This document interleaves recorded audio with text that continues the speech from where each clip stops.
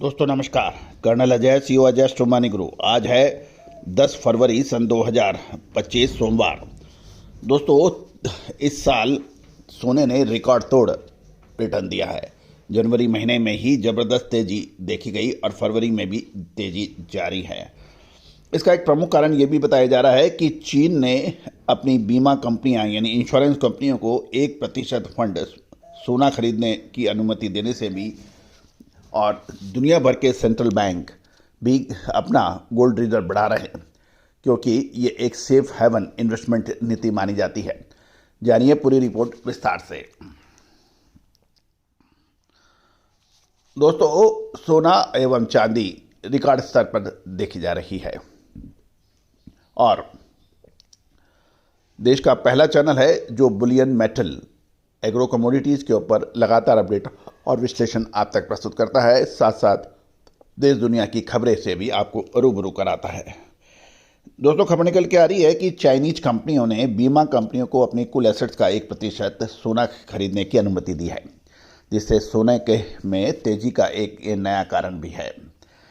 यदि हम पूरा चीन की इंश्योरेंस कंपनी का फंड देखें तो ये लगभग 4.3 ट्रिलियन डॉलर का फंड है। ये बहुत बड़ा फंड माना जाता है। अगर इसका 1% यानी 43 बिलियन डॉलर की संपत्ति का इस्तेमाल सोना खरीदने में किया जाए तो सोना लगभग 500 टन से अधिक खरीदा जा सकता है, ऐसा एक अनुमान है। यदि इतनी बड़ी खरीदारी होती है तो ये सोना में और बड़ी तेजी का कारण बन सकती है।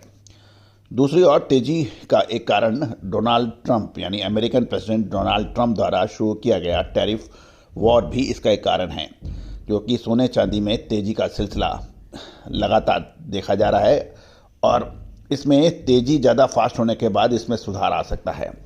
गौरतलब है जैसे ही दुनिया में ब्याज दरों की कटौती शुरू हुई, इसके निवेश मैन्युफैक्चरिंग क्षेत्र और शेयर बाजार की ओर मुड़ सकता है।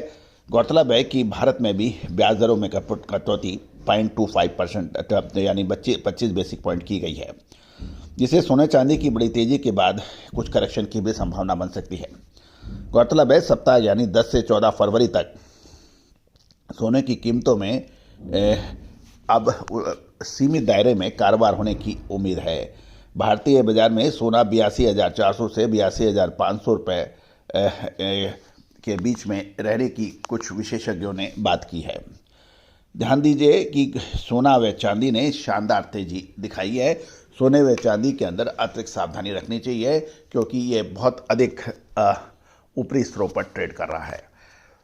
याद रखिए दोस्तों, किसी भी कमोडिटी हो या वस्तु, उसके अंदर तेजी और मंदी का एक दायरा होता है।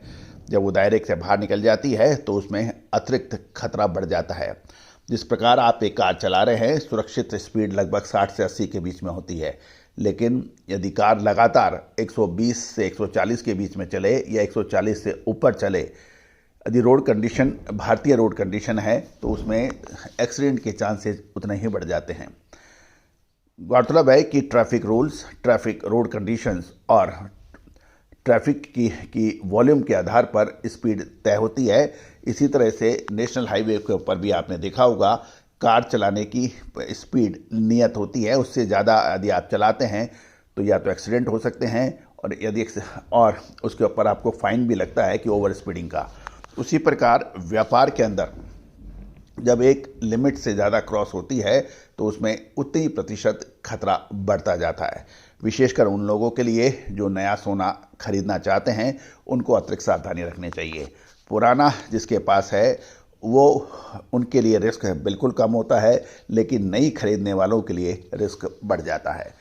दोस्तों bullion metal, agro commodities, pulses, grain, spices, cotton, grains, इन सभी पर अपडेट पाने के लिए चैनल को सब्सक्राइब कीजिएगा।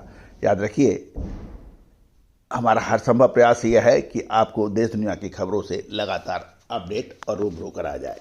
चैनल को सब्सक्राइब, लाइक करना बिल्कुल ना भूलें। All the very best, good luck, happy trading.